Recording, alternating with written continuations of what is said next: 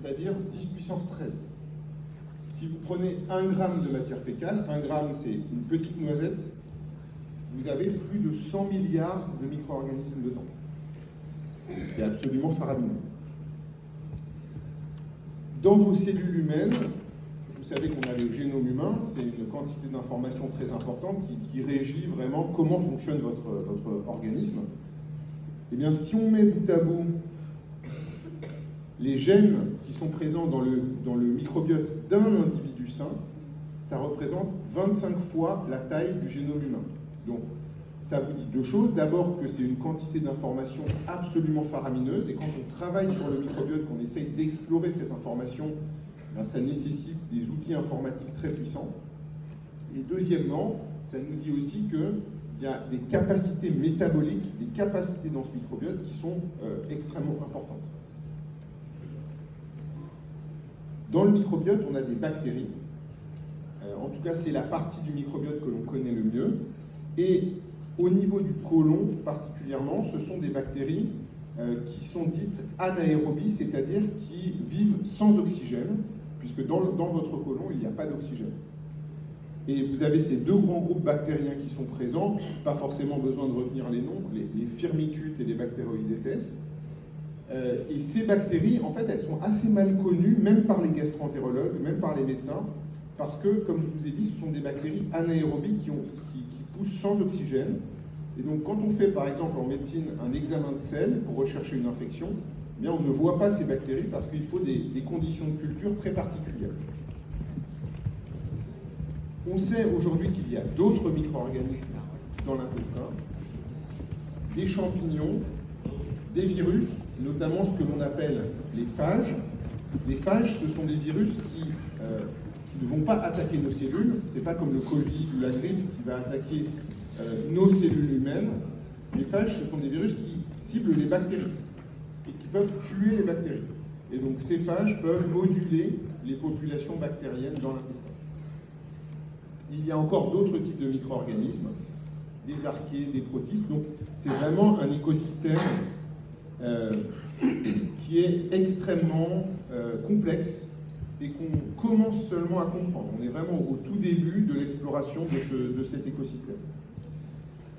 Et donc, ce microbiote intestinal, il a plusieurs caractéristiques. D'abord, il a une très très grande diversité. Donc, vous pouvez imaginer ça comme un écosystème marin sur un récif corallien où vous avez des multitudes de poissons, des multitudes d'algues différentes. C'est vraiment un écosystème très riche, en tout cas quand il est en bonne santé.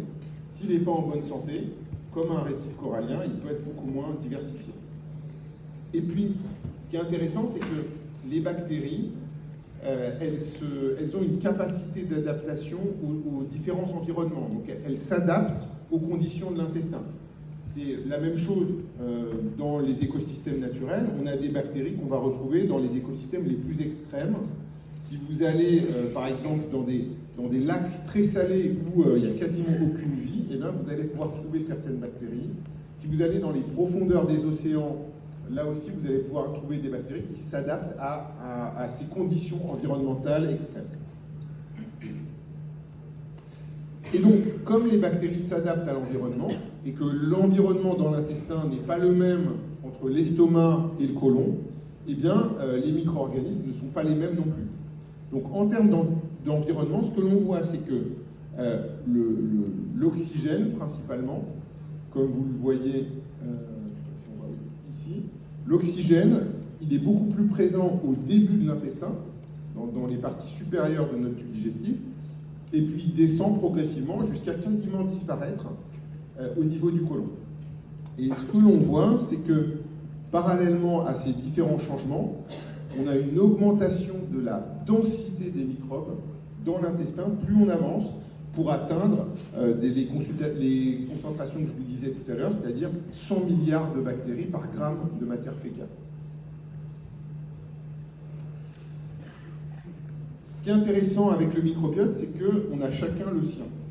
Donc ici, c'est une analyse faite avec une méthode que l'on n'utilise plus aujourd'hui, mais qui est visuelle. Vous avez 14 sujets sains. Chaque bande représente une bactérie. Et donc ce que l'on voit, c'est que chacun a un profil de bande qui est différent. Donc on a finalement chacun un microbiote différent, et ici dans cette pièce, vous avez tous votre microbiote qui vous est propre.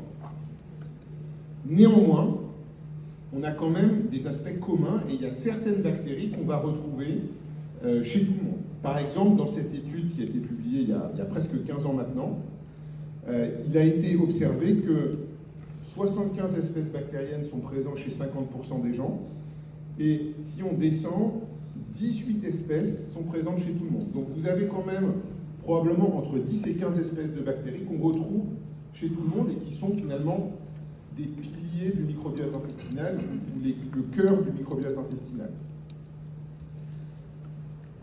Et puis un autre élément qui est intéressant, c'est que même si on a chacun notre microbiote, eh bien ce microbiote, c'est pas comme notre code génétique, il n'est pas figé.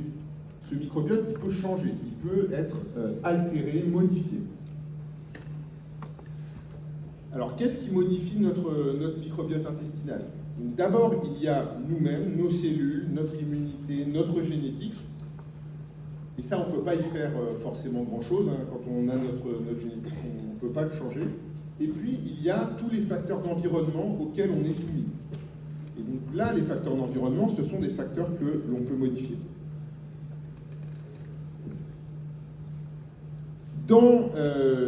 Au cours du développement, dans l'utérus maternel, il n'y a pas de micro-organismes, il n'y a pas de bactéries vivantes. Donc, en fait, avant la naissance, on est stérile. Il n'y a pas de micro-organismes vivants.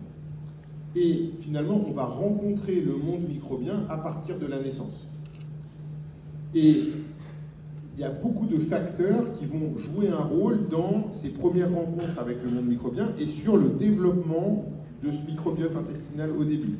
Il y a des facteurs évidents. Le type de naissance, c'est pas pareil d'un point de vue microbiologique d'avoir une naissance par voie basse, où on va rencontrer des micro-organismes du périnée maternel essentiellement, ou d'avoir une naissance par césarienne. Là, on va rencontrer plutôt des bactéries de la peau et de la salle d'opération. Le type d'alimentation, le lait maternel ou du lait artificiel, c'est pas pareil. L'endroit où l'on vit, tout simplement, si l'on vit en pleine ville ou alors dans une ferme à la campagne, eh bien, les micro-organismes ne sont pas les mêmes non plus. Et puis après, il y a des facteurs encore plus évidents. Si on est amené à prendre des antibiotiques au début de la vie, évidemment, ça a des effets. Et aujourd'hui, on a de plus en plus d'éléments qui suggèrent que ces premières interactions avec les micro-organismes, eh bien, ça joue un rôle majeur dans notre physiologie et dans l'éducation de notre système immunitaire et probablement même d'autres fonctions.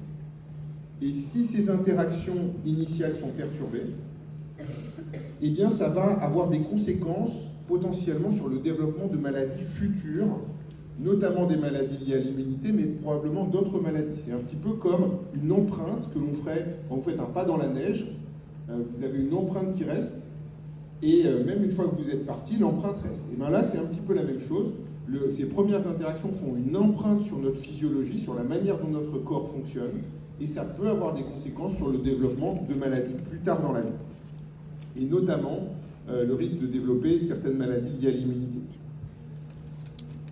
Tout ne se joue pas au début de la vie, et après, au cours de la vie adulte, bien sûr qu'il y a aussi beaucoup de facteurs qui peuvent avoir un effet sur le microbiote.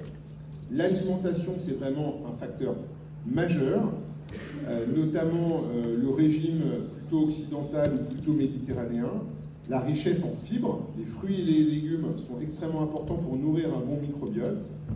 Inversement, si vous mangez des aliments ultra transformés, donc industriels, qui contiennent des additifs alimentaires comme les émulsifiants, les colorants, les conservateurs, eh bien tout ça, ça va être délétère pour votre microbiote intestinal. Bien sûr, si vous prenez des antibiotiques, ça vous est peut-être déjà arrivé, on peut avoir la diarrhée. Ça, c'est parce qu'on agresse directement son microbiote avec les antibiotiques. Le tabac a un effet également délétère. Et puis, on se rend compte, et ça c'est plus récent, que beaucoup de médicaments que l'on prescrit, et donc que les patients prennent, même si ce ne sont pas des antibiotiques, eh bien, ils peuvent avoir un effet sur le microbiote intestinal. Et donc s'il y a un effet, potentiellement, ça peut avoir des conséquences sur l'autre. Donc, justement, ce microbiote, à quoi est-ce qu'il sert pour nous? Quelles sont ses grandes fonctions? Alors, le microbiote, il va avoir des effets métaboliques. Donc, qu'est-ce que ça veut dire? D'abord, il va produire des vitamines, certaines vitamines dont on a besoin pour le bon fonctionnement de notre corps et que l'on ne trouve pas forcément dans l'alimentation. Le microbiote va digérer les fibres végétales. Quand vous mangez des fruits et des légumes, les enzymes, vos propres enzymes humaines, ne sont pas capables de digérer ces fibres végétales. Donc ces longues chaînes de sucre qu'il y a dans les fruits et les légumes. Donc ces fibres, elles arrivent au niveau du côlon, et ce sont les bactéries du côlon qui vont les digérer pour vous, qui vont les couper en petits morceaux. Les bactéries vont prendre ce dont elles ont besoin, et elles vont relarguer des molécules très importantes pour notre santé qu'on appelle les acides gras à chaîne courte, comme le butyrate par exemple. Et donc ces molécules, elles sont très importantes pour la santé de notre intestin et pour globalement la santé de notre organisme. Donc c'est pour ça que manger des fruits et des légumes, c'est très positif parce que ça nourrit les bonnes bactéries de notre intestin. Et ces bonnes bactéries, comme on les nourrit, eh bien, elles produisent des molécules qui sont bénéfiques pour notre santé. Un rôle important du microbiote, c'est la fonction barrière. Notre intestin, sa fonction principale, c'est d'absorber les calories. C'est fait pour ça, l'intestin, c'est pour qu'on se nourrisse. Mais néanmoins, ce n'est pas quelque chose qui doit être ouvert à tous les vents et ce n'est pas n'importe quel facteur qui peut rentrer comme ça dans notre organisme. Donc il y a quand même une barrière intestinale et ce microbiote il joue un rôle dans le renforcement de cette barrière pour la rendre plus étanche et moins sensible aux agressions du monde extérieur. Un rôle majeur également dans l'immunité. Le microbiote va stimuler et maturer notre système immunitaire. S'il n'y a pas de microbiote, et ça on le sait grâce à des expériences sur des souris qu'on élève sans microbiote, eh bien le système immunitaire ne marche pas, il est dysfonctionnel, altéré. C'est vrai pour le système immunitaire dans l'intestin, mais aussi dans l'ensemble de notre organisme. Ça ne se limite pas à l'intestin. Je vais vous en dire deux mots tout à l'heure aussi, mais le microbiote joue un rôle dans la protection contre les infections intestinales. Quand vous avez un microbiote qui est sain, vous avez vos bonnes bactéries qui occupent l'espace. Elles sont présentes, elles occupent tous les endroits disponibles, et une bactérie pathogène infectieuse de passage ne peut pas venir s'implanter. Vous pouvez prendre l'image d'une plage. Ici à Valence, vous avez une belle plage. S'il y a des touristes partout avec des serviettes partout sur la plage, et que vous voulez vous installer, vous ne pouvez pas parce qu'il y a plein de touristes partout et l'espace de la plage est prise par les serviettes. Si vous venez à un moment où il y a moins de touristes, il y a moins de serviettes sur la plage, ben là c'est beaucoup plus facile de s'installer. Ben, c'est exactement pareil avec l'effet barrière, cet effet de protection contre les infections liées au microbiote. Et puis, il y a également des effets à distance. Le microbiote va pouvoir avoir un impact sur tous nos organes hors de l'intestin, y compris jusqu'au niveau du cerveau. Alors vous pouvez vous demander, mais comment c'est possible que ce microbiote ait un rôle au niveau du cerveau? Et je vais vous en dire un mot juste après. Donc comme le microbiote a ses effets vraiment très diversifiés dans de très nombreux organes de notre corps, sur de très nombreuses fonctions, eh bien c'est assez logique de se dire que s'il est altéré, ce microbiote, il peut jouer un rôle dans un certain nombre de maladies.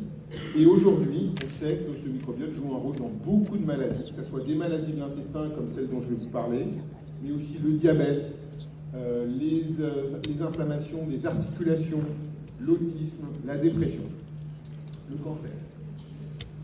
C'est pas parce que le microbiote joue un rôle que c'est le seul acteur, hein, bien sûr, il ne s'agit pas de dire ça, mais en revanche, c'est un acteur parmi d'autres dans ces maladies.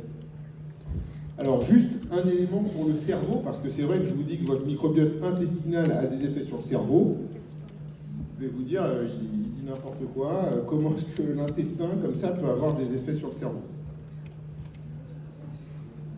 Mais il y a plusieurs mécanismes par lesquels le microbiote dans l'intestin a des effets sur le cerveau. D'abord, il y a des connexions nerveuses qui relient le cerveau et l'intestin. Vous avez peut-être remarqué que quand vous avez un examen, un contrôle, vous pouvez avoir mal au ventre. Si vous êtes stressé. C'est pas tout le monde, mais certaines personnes sont comme ça. Et donc ça, ce sont les connexions qui vont du cerveau vers l'intestin. Vous êtes stressé, ça induit des signes digestifs. Mais ces connexions, elles ne sont pas que dans un sens, elles vont aussi dans l'autre sens. Et donc, si le microbiote a des effets sur les petites terminaisons nerveuses qui est au niveau de l'intestin, eh bien, via ces terminaisons nerveuses, ça peut avoir un impact sur le cerveau. Donc ça, c'est un premier mécanisme.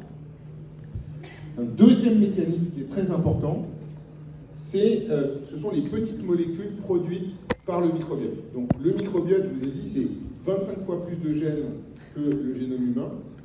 Et ces micro-organismes, vous pouvez considérer que ce sont chacun des petites usines qui vont produire des petites molécules. Et ces petites molécules, elles sont produites dans l'intestin, qui est un organe qui absorbe. C'est sa fonction d'absorber. Donc ces petites molécules, elles sont absorbées, elles vont passer par le foie, et ensuite, hop, elles vont passer par le foie et se retrouver dans la circulation générale, donc dans toute la circulation sanguine, et certaines vont même pouvoir se retrouver au niveau du cerveau. C'est un des autres moyens par lesquels le microbiote a des effets sur le cerveau. Alors, je vais vous donner un exemple de maladie dans laquelle le microbiote joue un rôle et sur lequel on a comme ça des informations. Le microbiote, il joue un rôle dans un grand nombre de maladies différentes, comme je vous l'ai dit tout à l'heure. Les maladies cardiovasculaires, les maladies neuropsychiatriques comme l'autisme, la dépression, l'allergie, les maladies inflammatoires de l'intestin, etc. Je vais vous parler d'une famille de ces maladies qu'on appelle les maladies inflammatoires chroniques de l'intestin, MICI. Vous en avez deux maladies de ce type, la rectocolite hémorragique et la maladie de Crohn. Peut-être vous avez entendu parler déjà de ces maladies. Ce sont des maladies qui touchent plutôt des sujets jeunes. Le pic de diagnostic, c'est entre 20 et 40 ans, mais ça peut toucher des adolescents ou alors des gens un petit peu plus âgés. Ce sont des maladies qui vont altérer la qualité de vie, qui vont se manifester avec des épisodes de diarrhée, de douleur au ventre. Et ce sont des maladies chroniques avec des phases de poussée et de rémission, comme vous le voyez ici sur cette courbe. Il y a des moments où la maladie s'active et des moments où elle est plus calme. Malheureusement, on n'a pas de traitement pour guérir les patients, mais on a en revanche des médicaments qui permettent de calmer l'inflammation et d'essayer d'éviter la poussée suivante. Mais il faut continuer les traitements, sinon la maladie revient. Et puis, il peut y avoir différents types de complications chez ces patients, des poussées sévères inflammatoires pour lesquelles on doit hospitaliser les patients, donc les mettre à l'hôpital. Il peut y avoir certaines infections et certains cancers également, qui peuvent être favorisés par l'inflammation dans l'intestin elle-même, ou alors favorisés par certains traitements qu'on est amené à donner à ces patients. On est obligé de leur donner des traitements immunosuppresseurs qui vont calmer le système immunitaire qui est suractivé dans l'intestin, et certains de ces médicaments peuvent augmenter un petit peu le risque de cancer. Donc, il y a ces deux maladies. Vous avez à gauche la maladie de Crohn. Dans cette maladie, n'importe quelle partie de l'intestin peut être malade. De la bouche jusqu'à l'anus, et ça peut être des parties déconnectées les unes des autres, un morceau de côlon droit, un petit morceau d'intestin grêle, un peu d'estomac, etc. Dans la rectocolite hémorragique, c'est uniquement le côlon qui est atteint, et qui est atteint d'un seul tenant, comme vous le voyez sur cette figure. Alors, à quoi est-ce qu'elles sont dues, ces maladies? Ces maladies, elles sont liées, en tout cas c'est ce que l'on dit aujourd'hui, à une activation du système immunitaire dans l'intestin vis-à-vis d'un microbiote qui est altéré chez des patients qui sont génétiquement susceptibles et sous l'influence de facteurs environnementaux. Donc, c'est une phrase un peu compliquée qui veut dire qu'on ne comprend clairement pas tout dans ces maladies, mais néanmoins, on sait qu'il y a des facteurs environnementaux, et notamment des facteurs liés à notre mode de vie occidental. L'alimentation probablement joue un rôle, mais il y a d'autres facteurs qu'on ne connaît pas. Il y a un terrain génétique, il y a certaines ethnies ou certaines familles où on va retrouver plus de cas de ces maladies, donc il y a vraiment un rôle de la génétique. Et puis il y a le microbiote intestinal qui est au milieu de tout ça. Et ces 10-15 dernières années, on se rend compte que certains facteurs de l'environnement, comme par exemple l'alimentation, et certains facteurs génétiques, jouent un rôle dans ces maladies, en modulant le microbiote intestinal. Donc le microbiote, c'est un peu la courroie de transmission entre ces facteurs et la maladie. Après, ça ne veut pas dire que tout dépend du microbiote, et on a des facteurs qui jouent sur ces maladies de manière complètement indépendante du microbiote. Il ne faut pas redire que le microbiote est responsable de tout, évidemment. Alors, pourquoi est-ce que l'on pense que le microbiote joue un rôle dans ces maladies ? Il y a beaucoup de raisons. D'abord, lorsqu'on regarde la génétique, les facteurs génétiques qui sont associés à ces maladies, ce sont des facteurs génétiques qui jouent un rôle dans la détection des micro-organismes ou la réponse aux micro-organismes. On sait, du fait de situations médicales particulières, que le flux fécal, c'est-à-dire le contenu de l'intestin, est le facteur qui allume l'inflammation. Si on dérive le flux fécal, il peut arriver dans certaines situations qu'on fasse peut-être ce que vous connaissez comme étant un anus artificiel, c'est-à-dire qu'on dérive les selles et les selles arrivent à la peau dans une poche. Eh bien, l'intestin qui est en aval, qui n'est plus en contact avec les selles, cicatrise. Et dès qu'on va remettre en circuit le système, eh bien, l'inflammation reprend. On sait également que chez l'animal, s'il n'y a pas de microbiote, on n'arrive pas à induire d'inflammation dans l'intestin. Et enfin, on sait que le microbiote intestinal des patients, il est altéré. Quand on analyse le microbiote des patients, il est altéré. Alors, qu'est-ce que ça veut dire quand je dis qu'il est altéré? Donc, on parle souvent de dysbiose pour dire qu'on a un microbiote altéré. Dans une situation normale, quand on est un sujet sain, on a des bactéries de différents types dans l'intestin. On a certaines bactéries qui activent l'immunité, et on a besoin de ces bactéries en petite quantité parce qu'elles font que notre système immunitaire est activé et prêt à réagir en cas d'agression. Mais on a aussi beaucoup de bactéries qui calment notre système immunitaire. Il y a encore aujourd'hui, parmi les grandes questions qu'on se pose, comment est-ce qu'il est possible que, avec des milliards et des milliards de bactéries dans notre intestin, notre système immunitaire ne s'active pas, alors que si vous prenez une centaine de salmonelles qui sont des bactéries infectieuses, une centaine de salmonelles, ça va vous faire une infection et une inflammation dans l'intestin du tonnerre. 100 bactéries pathogènes, ça fait une inflammation extrêmement forte, mais des centaines de milliards de bactéries du microbiote, il ne se passe rien. Et bien ça, c'est parce que vous avez des bactéries anti-inflammatoires, qui sont ici en jaune, les lignes en jaune, qui envoient des signaux pacifiques vis-à-vis de notre immunité et qui calment notre système immunitaire en permanence. Donc ça, c'est la situation saine. Énormément de bactéries, mais pas d'inflammation. Chez les patients qui ont une maladie inflammatoire de l'intestin, on a un déséquilibre.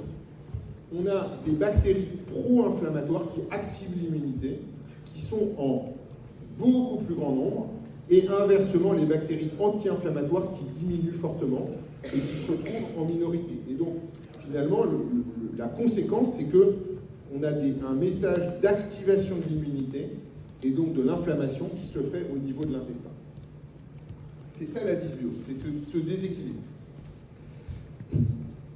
Donc si ce microbiote joue un rôle dans ces maladies, on peut essayer d'agir dessus pour avoir un effet thérapeutique. Comment, en fait, on peut passer de cette situation-là à cette situation-là? Alors on peut se dire, on va utiliser des antibiotiques. On va taper les mauvaises bactéries. Le problème, c'est que les antibiotiques, c'est pas spécifique, ça va taper sur les mauvaises bactéries, mais ça va aussi taper sur les bonnes bactéries. Et puis vous avez peut-être entendu parler de la résistance aux antibiotiques qui apparaît au fur et à mesure. Donc sur le long terme, c'est pas une bonne solution. Et puis en plus de ça, les antibiotiques, si on les prend comme ça pendant des années et des années, parce qu'on parle de maladies chroniques, c'est toxique. Donc on ne peut pas faire ça. Ça ne marche pas. Est-ce qu'on peut prendre des probiotiques? Donc les probiotiques classiques, ceux qui sont actuellement en vente dans les pharmacies ou sur Internet, le plus souvent ce sont des bactéries qui viennent soit d'aliments fermentés, soit d'environnement, mais qui ne viennent pas de l'intestin. Ces probiotiques classiques, dans ces maladies, ils ne marchent pas, quasiment pas. C'est très très peu efficace. Une autre possibilité, possibilité, c'est d'utiliser ce qu'on appelle des probiotiques de nouvelle génération. Et ça, c'est une idée que nous-mêmes, on a eue et on a développée il y a plus de 15 ans maintenant. Donc là, l'idée, c'est d'aller prendre une des bonnes bactéries de notre intestin, qui envoie des signaux anti-inflammatoires, et de l'administrer aux patients. Et donc, ce qu'on a observé il y a pas mal de temps maintenant, il y a 15 ans, c'est qu'effectivement, certaines de ces bonnes bactéries qui sont présentes en très grande abondance chez les sujets sains, eh bien, elles sont massivement diminuées chez les patients qui ont une maladie inflammatoire. C'est le cas notamment de cette bactérie qui a un nom barbare, qui s'appelle Faecalibacterium prausnitzii.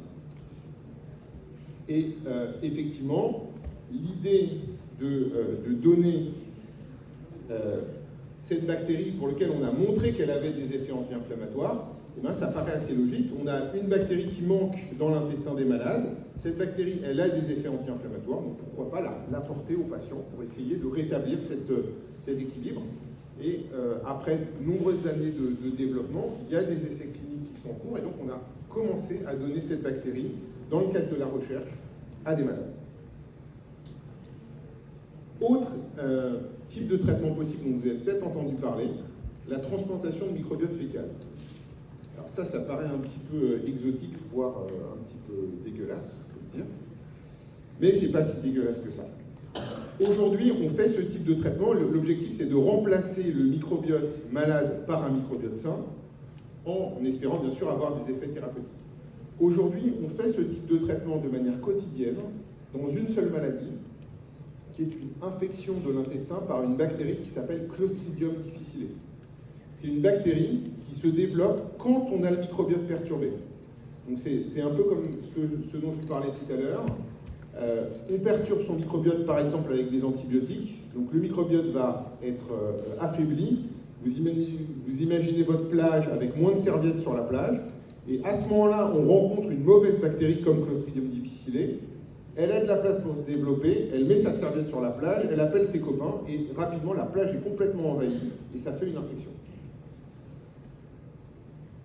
Je vais vous montrer une petite vidéo sur ce type de traitement et comment ça marche. Je suis le professeur Harry Sokol, je suis gastro-entérologue à l'hôpital Saint-Antoine à Paris. La transplantation de microbiote fécal est un traitement révolutionnaire d'une infection très grave par une bactérie appelée Clostridioides difficile. Tout commence avec un donneur qui est vu en consultation et qui a des examens pour être certain qu'il n'est pas porteur de maladie. Le donneur donne ses selles qui sont préparées par la pharmacie. Voici un patient avec une infection multirécidivante à Clostridioides difficile. Il a des douleurs abdominales et une forte diarrhée. L'infirmière apporte la préparation pour la transplantation et nous allons pouvoir procéder. Mais que se passe-t-il dans l'intestin du patient? On voit ici que son microbiote est altéré, avec beaucoup de bactéries pro-inflammatoires et agressives, représentées en rouge. Avec la transplantation fécale, ce microbiote altéré est remplacé par le microbiote sain du donneur, avec des bactéries ici représentées en bleu. Cela permet d'éliminer Clostridioides difficile et de guérir le malade. La recherche évalue actuellement si la transplantation de microbiote fécal pourrait être utile dans d'autres maladies concernées par une altération du microbiote intestinal, comme par exemple les maladies inflammatoires chroniques de l'intestin. Je suis le professeur.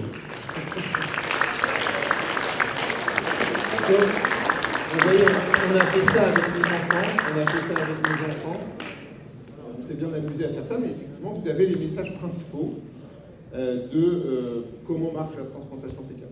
Donc, dans les maladies inflammatoires chroniques de l'intestin, on a quelques études qui ont été faites qui, globalement, montrent un effet positif de ce type de traitement.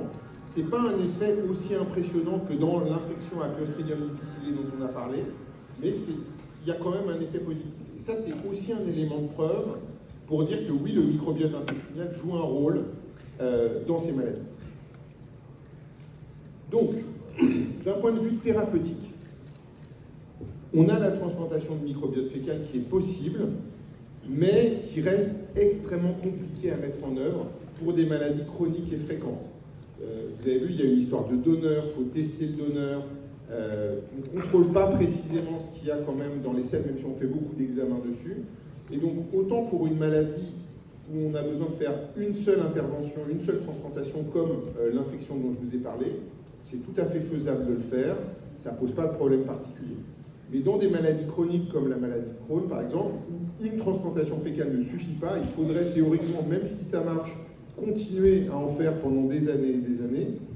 Ça paraît illusoire d'utiliser ce type de traitement, vu que le nombre de patients augmente, qu'il y a vraiment beaucoup de patients à traiter, et pendant des dizaines d'années. Donc, la deuxième approche, eh bien, c'est d'utiliser des probiotiques de nouvelle génération, donc des bactéries qu'on va bien choisir dans le microbiote et qu'on va utiliser soit seules, soit en combinaison, plusieurs ensemble. Donc ça, ce sont les probiotiques de nouvelle génération. Et puis, si on comprend bien comment ça marche, ces bactéries, c'est pas de la magie, hein, c'est forcément via de la chimie, via des molécules qui sont soit sur les bactéries, soit des molécules qui sont produites par les bactéries. Et bien, pourquoi pas utiliser directement ces molécules? Et donc ça, c'est le concept de post-biotique. Donc vous avez les probiotiques qui sont normalement des organismes vivants que l'on donne aux patients pour avoir des effets sur la santé. On a les prébiotiques qui sont des aliments pour nourrir les bactéries. Donc souvent ce sont des fibres. Et puis les post-biotiques, ce sont les molécules produites par les bactéries. Donc, comment prendre soin de son microbiote, protéger son microbiote pour rester en bonne santé, parce que c'est vraiment un acteur majeur de la santé. Donc d'abord, il faut éviter d'agresser son microbiote. Avoir une alimentation de mauvaise qualité, de type trop industriel, trop riche en graisse, en sucre, et surtout pas assez riche en fibres. Les antibiotiques, il ne faut prendre des antibiotiques que quand c'est nécessaire. Attention, les antibiotiques, c'est quand même les médicaments qui sauvent le plus de vie à la surface de la Terre, donc il ne s'agit pas de dire qu'il ne faut pas prendre d'antibiotiques. En revanche, il faut en prendre quand c'est nécessaire, mais pas quand c'est pas nécessaire. Et puis, il faut vraiment éliminer au maximum l'alimentation ultra transformée, tous les additifs qu'il y a dans l'alimentation. Ça, c'est pas facile parce qu'il y en a partout. Et donc, ce que ça veut dire, c'est qu'il faut privilégier l'alimentation que l'on fait soi-même à partir de produits bruts. Et puis, il faut apporter des bonnes choses à son microbiote intestinal. Donc, des fruits, des légumes, des produits fermentés. Tout ça, on sait que ça va être positif pour le microbiote. Et donc, finalement, vous pouvez considérer votre microbiote comme un petit animal de compagnie. Je ne sais pas si vous avez un petit chien ou un cochon d'Inde.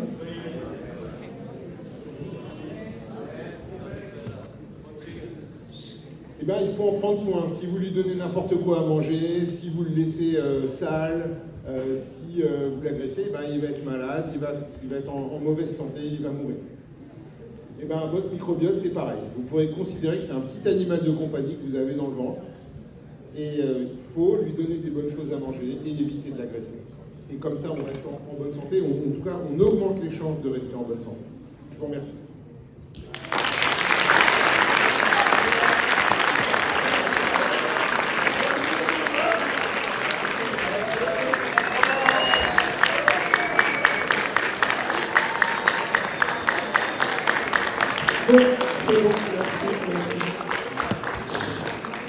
Est-ce que certains d'entre vous ont des questions à poser sur le microbiote, sur les maladies, sur des choses que vous avez envie de savoir? Bon, alors on va se taire et écouter des questions de nos camarades. Tu as une question? Alors tais-toi.